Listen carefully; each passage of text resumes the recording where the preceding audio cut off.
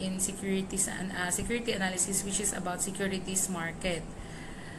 For the learning objective of this lesson, the students must be able to define securities market, enumerate the security market structures, differentiate each security market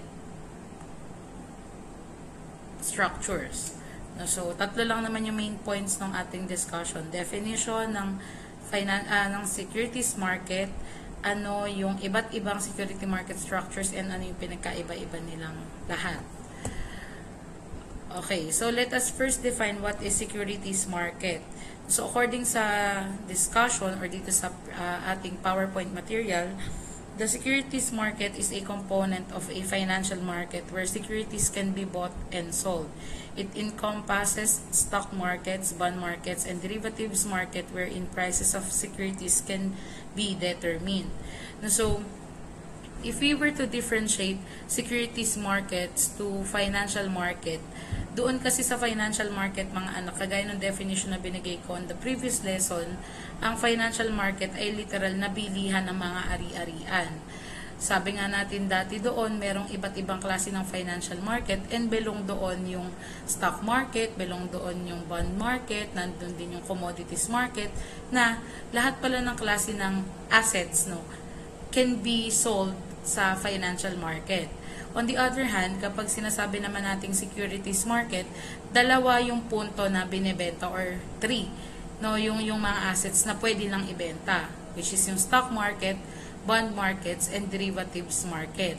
And those three, ang common denominator nilang tatlo ay lahat sila ay isang uri ng share ng isang agency or isang kumpanya. Now, when we talk about stock market, iyon po ay shares ng private entity. When we talk about bonds market, iyon po ay klase ng assets na binibenta ng government. Pag sinabi nating derivatives market, iyon naman yung klase ng asset na binibenta ng insurance company or ng mga insurance agency. No, so, yung tatlo na yun lang po yung three main points or three main things na binibenta sa securities market. Unlike sa financial market, lahat po ay pwedeng ibenta as long as we can consider it as asset. Nakukuha po yung pinagkaiba ng dalawa. You can thumbs up or heart if yes. How about the others? Ayan, mukhang konti lang yata tayo nakagets ng difference ng dalawa. Okay. So, to better understand the securities market, may iba't iba tayong klase na mga bagay na binebenta sa isang securities market.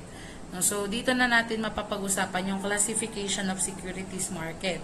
Sabi dito, the global securities market has been constantly evolving over the years to serve the needs of the traders and investors. They offer transparency and assurance of completion and deliver of transaction. However, traders required liquid markets with minimal cost of delay and transaction. Based on this, a handful of security market structures have become dominant trade execution structures in the world. They are classified into four.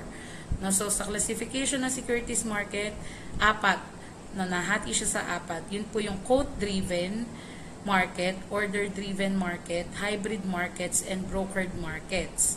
No, sabi dito, kapag bumibili o nagbebenta daw tayo ng securities tulad ng stocks, bonds, or forex or foreign exchange, may iba't ibang paraan, no, kung paano mas maayos yung trading between the investors and buyers. And we can consider the four classification as trading ways, no, kung paano magkakaroon ng selling and buying of investment sa isang securities market. No, so, i-differentiate natin itong apat na to. Yun po yung isa pang main point ng ating discussion. So, una po dito is yung quote-driven markets. Sabi dito sa quote-driven market, a quote-driven market are an electronic stock exchange system where buyers and sellers engage in transactions with designated market makers or dealers. This is also known as dealer markets or price-driven markets. In this structure, post the bid and ask quotes for specific stock dealers who are willing to trade. Traders must interact directly with the dealers. Dealers can provide liquidity to security by maintaining the inventory of those that are traded at low volume. So, if we just read the definition, parang ang hirap niyang intindihin. But in the quote-driven market, sinasabi dito na direktang nagkakaroon ng transaction yung mga mamimili ng mga securities at yung nagbebenta na meron silang middleman na tinatawag na dealer. Kung ilalagay natin sa isang example, si SM ay kumukuha sila ng dealers. Kuwari, si SM ay magbebenta ng 100,000 shares or available sila for 100,000 shares. Para maka-attract sila ng mga tao na bibili, pwedeng may dealer na kumausap sa mga potential investors. Kunwari, potential investor si Andrea, potential investor si Shaira. Ayan, so si dealer yung magsisilbing middleman para kumausap kay Shaira, kay Andrea na may available na 100,000 shares si SM, baka gusto mong bumili. No, iba yung dealer sa broker. When we talk about broker, na later on mas madidiscuss natin, yun yung mga illiquid na assets. Ibig sabihin ng illiquid na assets, yun yung mga klase ng assets na hindi agad natin na liquidate into money. Kapag sa quote-driven market at may dealer tayong kausap, ang mga binibenta na klase ng securities dito ay yung mabilis ma-liquid into cash. Like for example, yung stocks nga. Yan. Kaya ang pinagbibigyan din dyan ay may exchange system ng buyers and sellers na merong nakapagit ng tao, which is called dealers. Yun po yung quote-driven. Yan. Sabi dito, sa example ng quote-driven is yung Nasdaq. Yan. So, si dealer, ayan. Merong dealer A, dealer B, and dealer C. Meron silang iba't ibang klase ng offerings, or pricing doon sa isang stocks. And then, merong iba't ibang tao na willing naman bumili. Tapos, ito si dealer B, ito si dealer A. Meron silang transaction with the company. Tapos, syempre, ang tendency kasi ng mga dealers na yan, mga anak, ay magkaroon sila ng dividends or magkaroon sila ng konting kita. Kaya sila pumapagitna. Kung kunwari, nabibenta ang isang share ng 1,000, gagawin nilang 1,010 para may 10 sila. Yung iba naman dealer, gagawin 1,005 lang para may 5 pesos sila. And yung mga investors, sila mismo yung, ayan, may commission base. Yan, thank you anak. Ayan, merong commission sila na nakukuha. Para sa gayon ay meron silang ma-attract merong ma-attract yung mga companies na mga investors. At merong mga kagaya nila na magma-market ng available na shares na pwedeng ibenta sa mga potential investors. So, ayan, tandaan nyo lang kapag pinag-uusapan natin yung quote-driven market, may middleman na nagbebenta ng stocks. Nagigets po, everyone? Nagigets po, ayan. Thank you so much. Okay, yung next po natin na classification of securities market ay tinatawag na order-driven market. In the order-driven market, buyers and sellers post the price and the number of securities they wish to trade by themselves instead of transacting via middleman, like in a quote-driven market.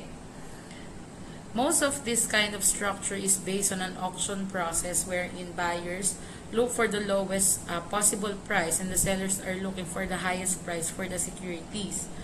Once there is a match between the buyers and the sellers, the trade is executed.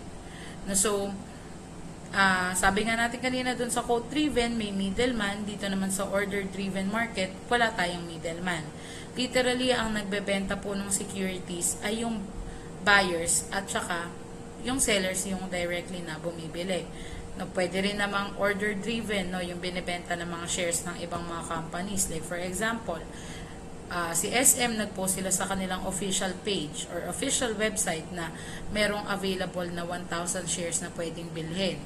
Unlike dun sa quote-driven, may mga tao na gagawa ng paraan para merong bumili ng available shares ng SM. Dito sa order-driven, they will just let it na meron silang binibentang shares, kung may ma-attract na tao, edi pwede silang mag-invest. Pero sila na directly yung nagbebenta. No, yun po yung order-driven.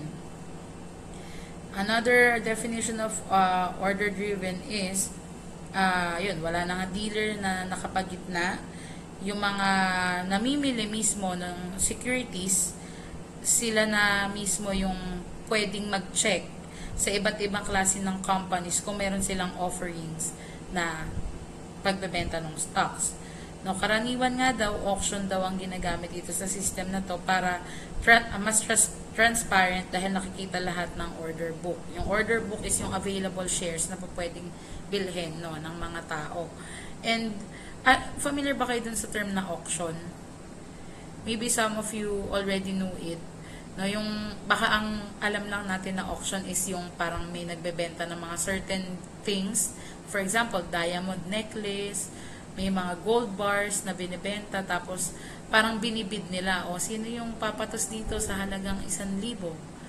May nag-raise hand, sino yung tatapat dito sa 1,000 na to para sa kanya mapunta?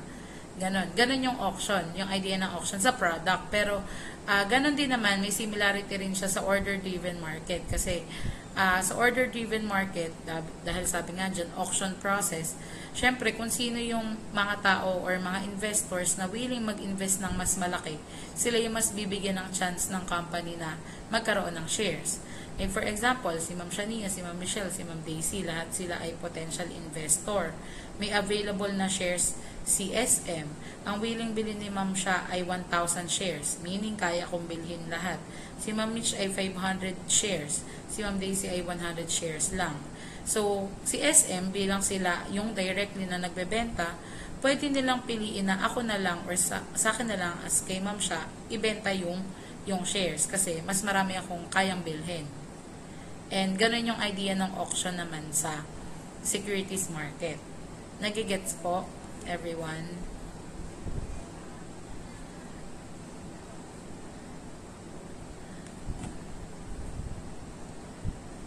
Okay. So, nagigets naman. Thank you. Ayan. So, ayan. Kagaya ng example ko kanina, gold shares. And yung nabigay ko na example na kung paano nag-work yung auction. Yan. So, may two types tayo ng order-driven market, mga anak. So, meron tayong tinatawag na call auction market. Meron din namang continuous market. Kapag sinabi natin call auction market, orders are collected during the day and at the specified time, the auction took place to determine the price. Sa call auction market, lahat ng mga orders, no, na like for example, meron ngang bibili na 10 tao doon sa specific na shares. Lahat yun kokolektahin muna. Tapos kapag ka nag-open yung bidding ng 9:30, tsaka lang sila magpapaunahan, no, kung sino yung makakabili.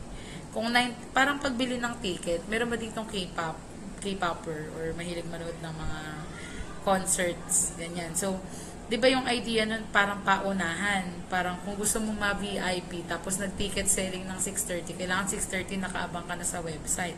Kasi baka pag 6:31, unavailable na yung gusto mong bilhin na ticket. So, parang ganun yung order-driven market. May specific time, no, na kinokolekta muna lahat ng orders, may queuing, tapos, kapag pumatak na yung specific time, no, na naka-allot para dun sa pagbebenta ng shares, tsaka lang siya pwedeng bilhin ng mga potential investors. However, kapag sinabi naman natin continuous market, trading is executed whenever a buy and sell order match up. Transparency among traders is one of the significant benefits of this structure since the investors have access to the entire order book. So, yun, kabaliktaran ng call auction, sa continuous naman, whenever you think you wanted to buy that specific shares, ay pwede namang siyang bilhin right away. Wala siyang specific time na hinihingi.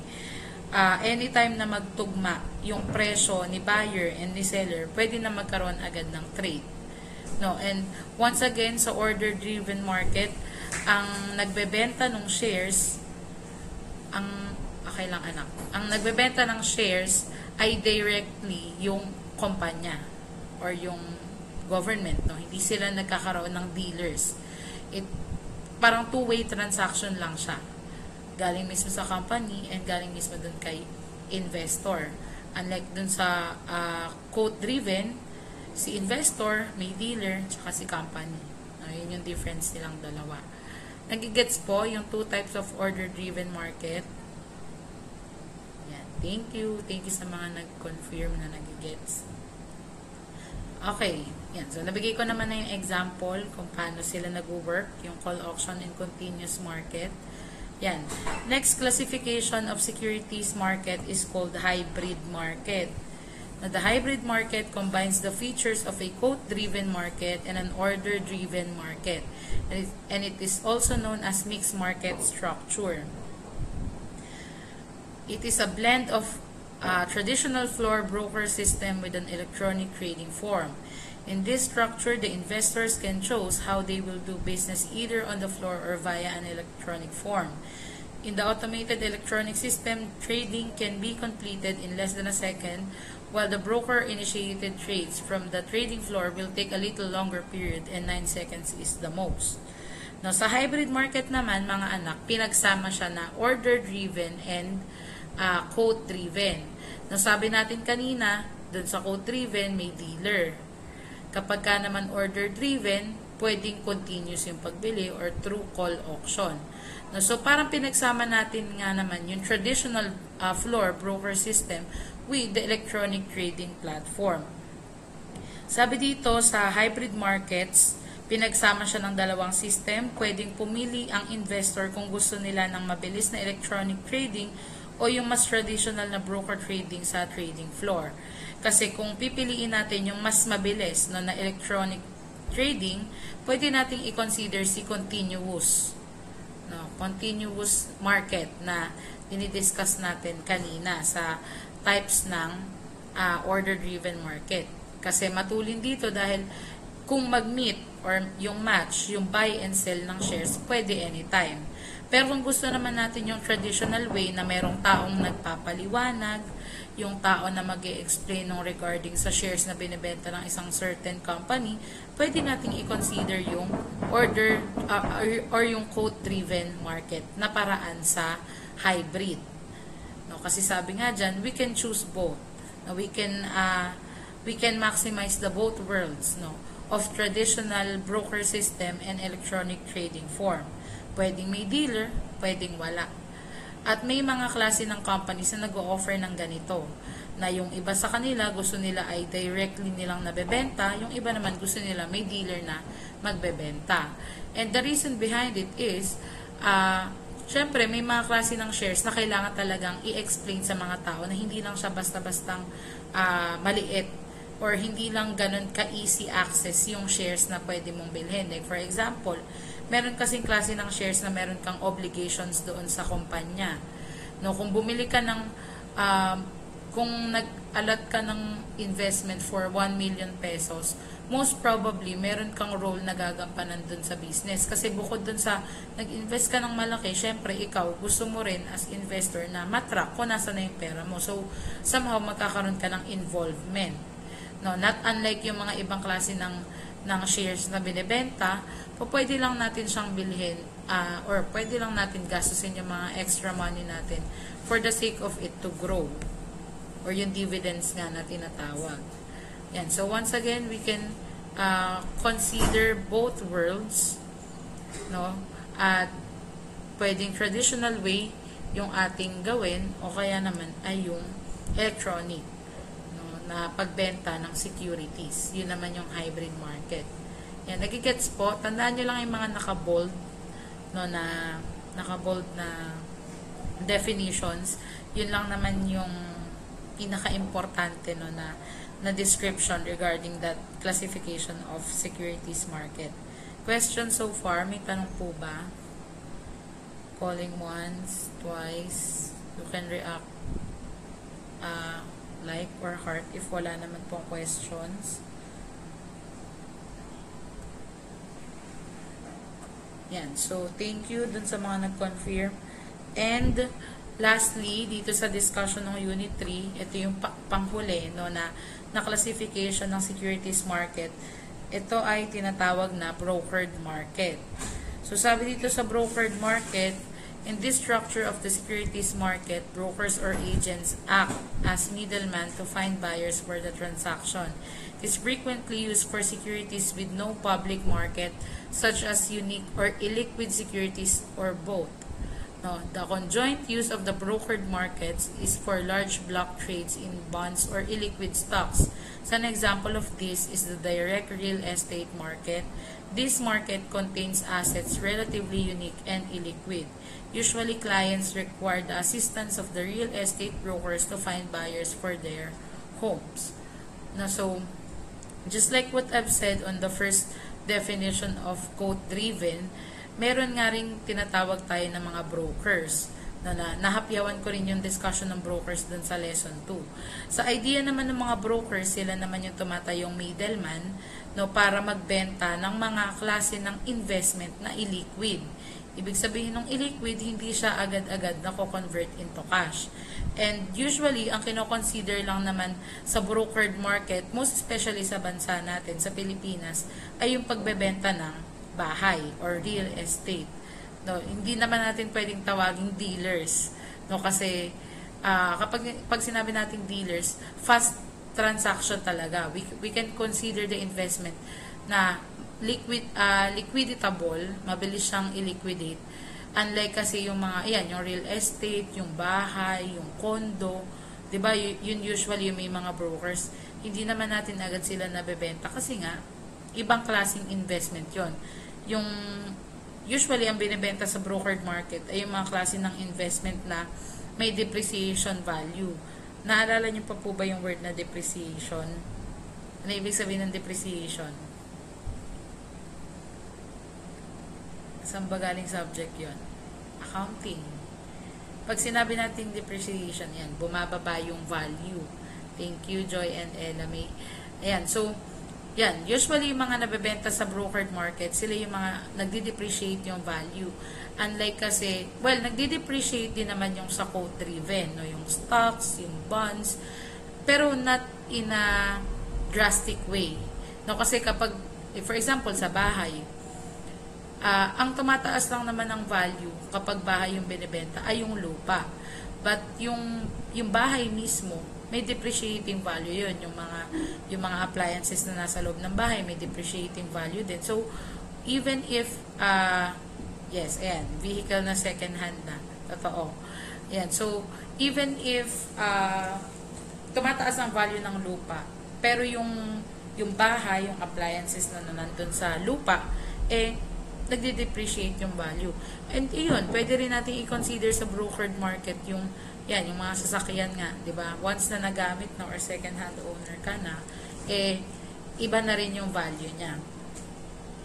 Yun. So once again, the 5 classification of securities market are quote-driven market, na ang pinaka-highlight natin sa order-driven ay meron tayong middleman na nagbebenta ng stocks.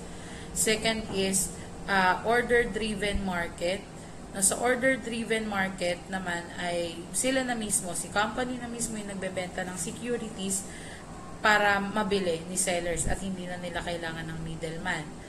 May 2 types yung order-driven. Meron tayong tinatawag na call auction market, which is dito pumapasok yung term na bidding na may specific time, tapos kapag nagbukas na yung specific time na yun, pwede nang piliin ni company kung sino yung pagbebentahan niya ng shares. And then sa continuous market naman ay once na nag-meet yung buy and sell na transaction, anytime pwede nang magkaroon ng trading.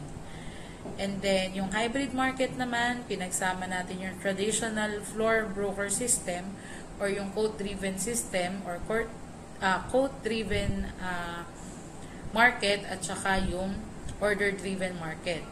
Traditional and electronic trading form. And then lastly is yung brokered market. Yan, may mga brokers or agents na nag-act as middleman to find buyers for the transaction, specifically in real estate or yung mga illiquid na stocks. Ayan.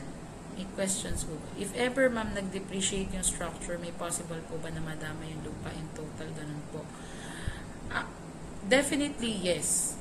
No, kasi ang pagbili, mga anak, ng lupa or ang pagbili ng isang real estate, kasama sa value yung lupa. So, kung may depreciating value yung mismong bahay, yung appliances doon, affected din naman yung lupa. Not unlike kung lupa lang yung ibebenta mo. Diba yung idea ng pagbebenta ng mga farm, ng mga yun, nag-a-appreciate yung value nun. Kasi, kumbaga sa ano pa siya, basal pa lang, wala pa naman, hindi pa nagkaroon ng construction, kumbaga mataba pa yung lupa, maganda yung area, kumbaga fresh pa yung lupa, kaya appreciating yung value. Unlike kapag may bahay na, natayuan na, may construction na nangyari, ang tendency nun is nag-depreciate yung value ng lupa or ng bahay as a whole. Ayan. Yun lang naman yung content ng lesson 3, mga anak. Securities market, ano yung definition ng securities market, and then yung classification of securities market, and then yung two types ng order driven market na discuss natin kanina. Yan. So to sum this up, yung discussion natin sa lesson 3, these market structures came into existence simply because traders and investors have different needs. You can use this type of market structures to determine the overall cost of the transaction of a large trade. Engaging in any of these structures can affect the profitability of a trade. Knowledge of these structures can help you in developing a trading strategy and determine the best market for your trade. So, yun naman yung pinaka-content lang nung unit 3 natin.